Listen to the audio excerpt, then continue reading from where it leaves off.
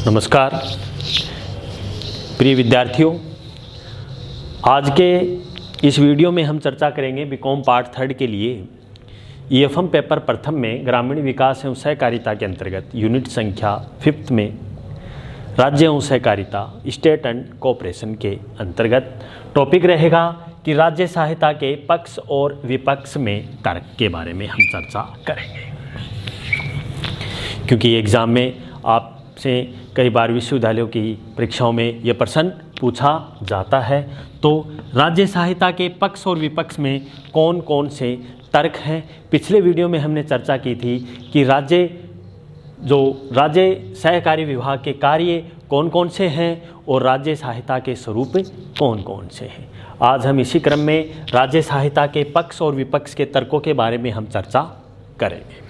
जैसा कि आप जानते हैं कि राज्य सहायता के जो पक्ष विपक्ष में जो हम तर्क की हम बात करें तो कुछ विद्वानों ने राज्य सहायता के पक्ष में तर्क अपने विचार प्रस्तुत किए हैं, जो राज्य को केवल एक मार्गदर्शक आर्थिक सहायता और निर्देशक और कर्मचारियों के प्रशिक्षण कार्यक्रमों में ही सहयोग देना चाहिए, जबकि दीर्घकाल में सहकारी समितियों को पारस्परिक सहायता एवं आत्मनिर्भरता की ओर से स्वतंत्र रूप से अग्रसित होने के लिए भी होना चाहिए, जो कि विकासशील देशों में सरकार के द्वारा सहकारी आंदोलन इसलिए प्रारंभ किया गया कि भविष्य में सुदृढ़ और संपन्न हो या अपना भविष्य सुदृढ़ एवं संपन्न हो और अपने पैरों पर प्रत्येक व्यक्ति खड़ा होना सीखे।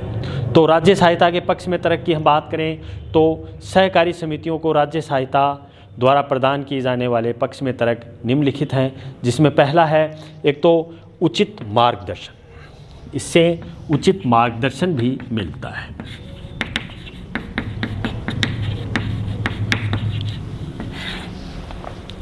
उचित मार्गदर्शन में हम बात करें प्रॉपर गाइडेंस के अंतर्गत तो सरकार को सहकारी क्षेत्र में सहयोग प्राप्त करने के लिए विभिन्न प्रकार की योजनाओं को व्यापक व्यवस्था करनी पड़ी है, और ऐसी परिस्थिति में यह भी अपेक्षित है कि सरकार को इनको उचित मार्गदर्शन प्रदान करे, जिससे उन पर आवश्यक नियंत्रण रखा जा सके और धन का सदुपयोग हो सके। दूसरा है स्वयं प्रेरणा का अभाव। एक ये इसके पक्ष में राय है स्वयं प्रेरणा का अभाव।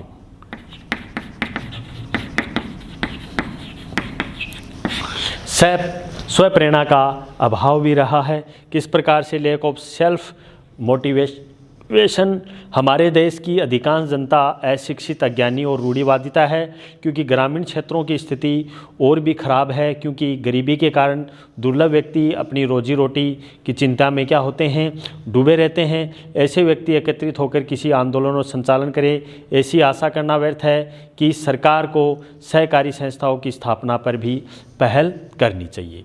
तीसरा है दुर्बल समितियाँ।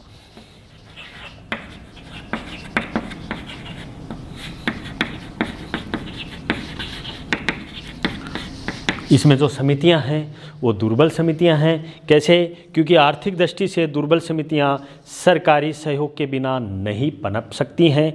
इसके अतिरिक्त सहकारी क्षेत्र की कुछ ऐसी क्रियाएं हैं जो सहकारी सहयोग के बिना विकसित नहीं हो सकती हैं, जैसे सहकारी विपणन, सहकारी खेती। इन सब के लिए सरकार की सहायता बहुत आवश्यक है। अगला है नैतिक समर्थन।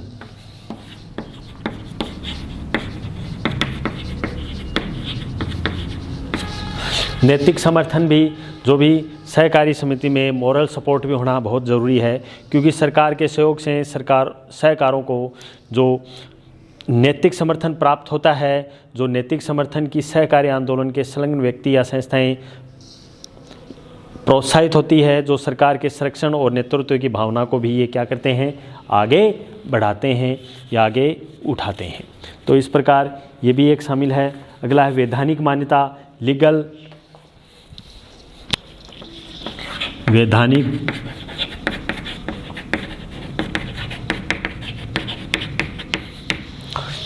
वैधानिक मान्यता भी एक राज्य सहकारी पक्ष के तर्क में शामिल है, क्योंकि किसी भी आर्थिक व्यवस्था के समुचित संचालन के लिए कानून मान्यता या अधिनियम की आवश्यकता पड़ती है, क्योंकि भारत में सहकारिता के विकास और सहकारी अधिनियम बनने के बाद में भी हुआ, क्योंकि यह वैधानिक मान्यता व अधिनियम सरकारी सहयोग से ही संभव है, क्योंकि सरकार अधिनियम बनाकर ही सहकारी आंदोलन के विकास में आगे बढ़ाती है।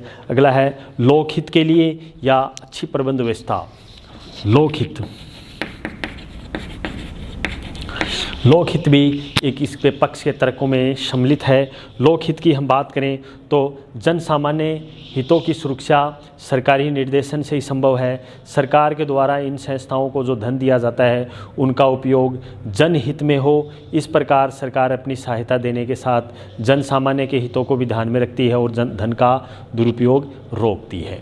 अगला है प्रबंध व्यवस्था, मैनेजमेंट सिस्टम इसकी कुशल हो।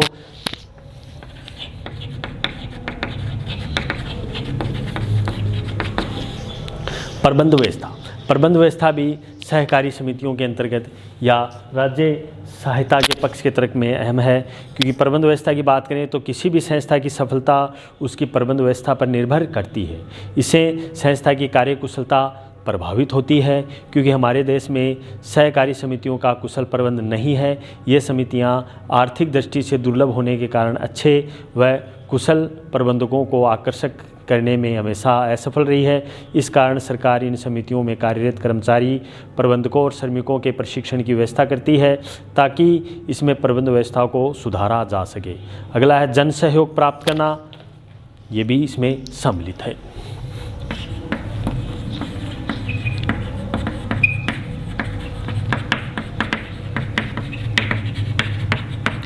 जन सहयोग प्राप्त करना भी इसमें शामिल किया गया है।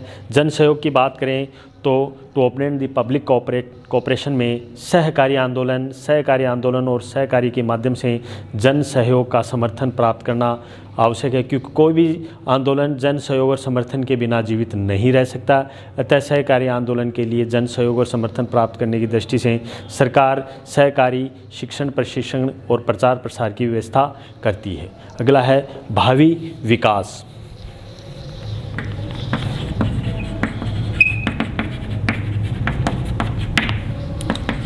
भावी विकास भी एक अहम भूमिका का निर्वहन करता है। अगला है विशेषज्ञों की नियुक्ति।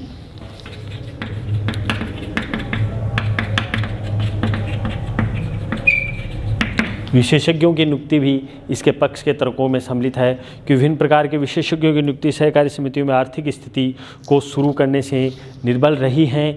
वो संस्थाएं अपने साधनों को बलबूते विशेषज्ञों की सहायता प्राप्त नहीं कर सकती हैं, क्योंकि सरकार समितियों की जांच करके पर्यवेक्षण व निरीक्षणों की नियुक्ति करती है। इसके अतिरिक्त सरकार विशिष्ट प्रकार के सहकारी समितियों में तकनीकियों अन्य संबंध क्षेत्रों में विशेषज्ञों से सेवाओं भी प्रदान करती है। अगली हम बात करें कि राज्य सहायता के विपक्ष में तर्कों की, तो सहकारी संस्थाओं को राज्य सहायता न होने से इसके संबंध में निम्नलिखित तर्क प्रस्तुत किए गए हैं, जिसमें है एक तो ऐच्छिक स्वरूप की समाप्ति हुई है। इसमें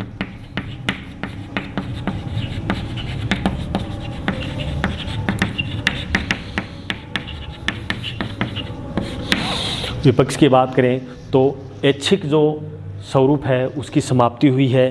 किस प्रकार से? ऐच्छिक स्वरूप की समाप्ति में सहकारिता एक ऐसा संगठन है जिसमें कोई भी व्यक्ति इसका सदस्य बनने या सदस्य छोड़ने के लिए एक स्वतंत्र है, क्योंकि इसमें ऐच्छिकता, सरकार नियंत्रण, परस्पर विरोधी तत्व हैं, क्योंकि दोनों का सामंजस्य कठिन है। यदि सहकारिता का सरकारी नियंत्रण होता रहेगा तो इसका ऐच्छिक स्वरूप भी समाप्त हो जाएगा। अगला है जनतांत्रिक प्रबंध की समाप्ति।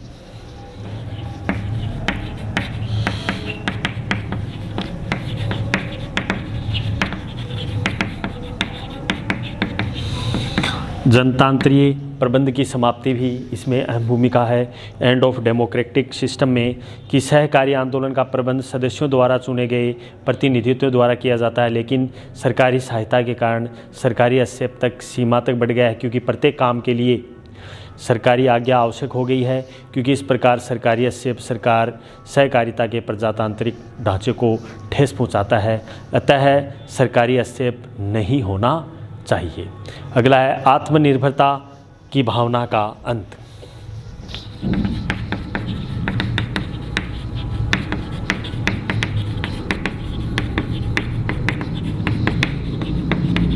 इसके विपक्ष की बात करें तो आत्मनिर्भरता की भावना का भी इसमें अंत हुआ है, एंड ऑफ सेल्फ सफिशिएंसी में, क्योंकि सहकारी सहयोग के बिना सहकारी आंदोलन का विकास नहीं कर सकता है, क्योंकि यह कथन काफ़ी हद तक सही है और यह भी कहना सही है, क्योंकि सहकारी सहयोग इसे पंगु बना दिया जाता है। क्योंकि आज की स्थिति यह है कि आंदोलन के इसके भरोसे अगर हम छोड़ दें तो वित्तीय और आर्थिक सहायता अगर बंद कर दें तो यह आंदोलन एक कदम भी आगे नहीं बढ़ सकता। तो इस प्रकार समितियों की आत्मनिर्भरता की भावना भी समाप्त हो गई है। यह आंदोलन हर काम के लिए सरकार को मोहताज हो गया है। चौथा है सहकारी भावना का अंत।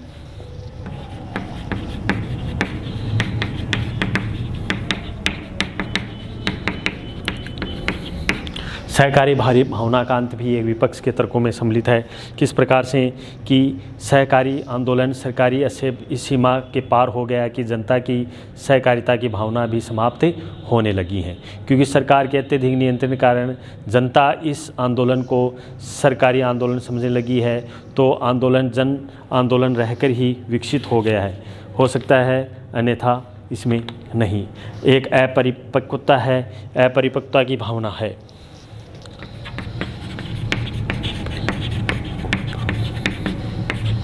परिपक्वता के कारण भी ये सही रूप से है एक साधनों का दुरुपयोग।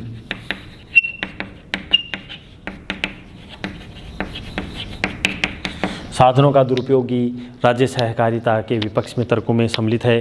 किस प्रकार से कि सरकार साधनों का दुरुपयोग को रोकने के लिए ही इन समितियों पर नियंत्रण रखती है, क्योंकि समितियों को कुछ प्रभावशाली व्यक्ति ही सहकारी अधिकारियों में तालमेल बिठाकर साधनों का दुरुपयोग करते हैं। हमारे देश में अनेक ऐसी समितियां हैं जो केवल नाम मात्र के लिए पंजीकृत है।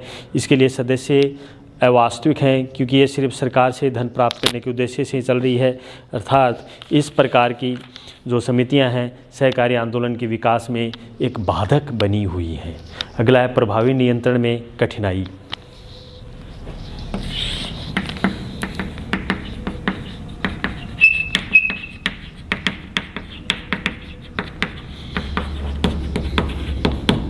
प्रभावी नियंत्रण में कठिनाई भी एक अहम भूमिका के रूप में है। किस प्रकार से कि सरकार के द्वारा सहकारी समितियों की प्रभावी नियंत्रण रखना अव्यावहारिक दृष्टि से संभव नहीं है, क्योंकि हमारे देश में सहकारी आंदोलन गांवों से लेकर शहरों तक फैला हुआ है और इसलिए सहकारिता के क्षेत्र में विस्तृत हो गया। अतः राज्य इन पर प्रभावी नियंत्रण कठिन हो गया है। अतः सरकारी नियंत्रण का कोई औचित्य इसमें नहीं रहा है। अगला है लाल फीताशाही या आंदोलन की समाप्ति को समाप्त करना। लाल फीताशाही, लाल फीताशाही के कारण भी ये सही तरीके से क्रियान्वित है, क्योंकि सरकारी हस्तक्षेप के बिना सरकारी संस्थाएं भी लाल फीताशाही का शिकार होती जा रही हैं। ये संस्थाएं सरकार को अविलंब हो गई हैं, क्योंकि हर एक काम के लिए सरकारी सहायता की ज़रूरत होती है। इसके लिए कार्यों में विलंब होने लगा है। सामान्यतया सहकारी संस्थाएं व्यवसायिक प्रकृति की होती हैं, अतः विलंब के कारण इसे भारी नुकसान भी उठाना पड़ रहा है। इन समितियों के अधिकारी और सदस्यों की तरफ ध्यान नहीं देते हैं, जिससे सदस्यों में रोष बढ़ता जा रहा है। एक आंदोलन की स्वतंत्रता समाप्त।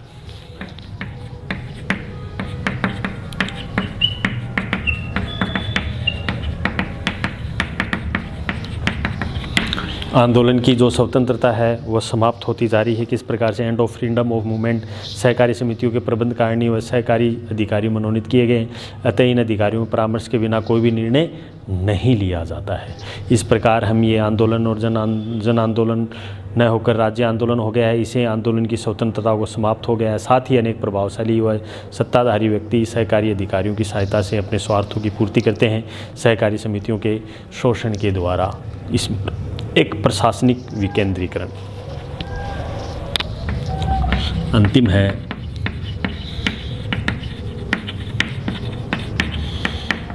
प्रशासनिक विकेंद्रीकरण। तो प्रशासनिक विकेंद्रीकरण में भी, क्योंकि हमारे देश में विकेंद्रीकरण शासन व्यवस्था है, इसके ऊपर नीचे स्तर पर सत्ता का विकेंद्रीकरण किया जा रहा है। अगर सहकारी समितियों का नियंत्रण कायम रहता है तो विकेंद्रीकरण के उद्देश्य समाप्त हो जाते हैं। इसलिए इस उद्देश्यों को कायम रखने के लिए सरकारी संस्थाओं पर नियंत्रण कम से कम हो और अति आवश्यक हो तो वहीं रखना चाहिए, तो इसलिए विकेंद्रीकरण समाप्त हो जाएगा। तो इस प्रकार इन दोनों कथनों को पृथक रूप से हम बात करें तो सरकारी आंदोलन सजीव व गत्यात्मक शक्ति जनप्रिय आंदोलन को बनाए रखने के लिए प्रशासनिक प्रबंध का संगठन होना चाहिए और एक प्रभावशाली नीति का गठन किया जाना चाहिए। तो इस प्रकार हम नेक्स्ट वीडियो में चर्चा करेंगे कि राज्य सहकारी जो बैंक हैं वो उसकी उद्देश्य, कार्य और प्रबंध संगठन संरचना क्या है और उसके वित्त के स्रोत कौन कौन से हैं उसके बारे में चर्चा करेंगे। तब तक के लिए बहुत ही बहुत धन्यवाद। Thank you very much.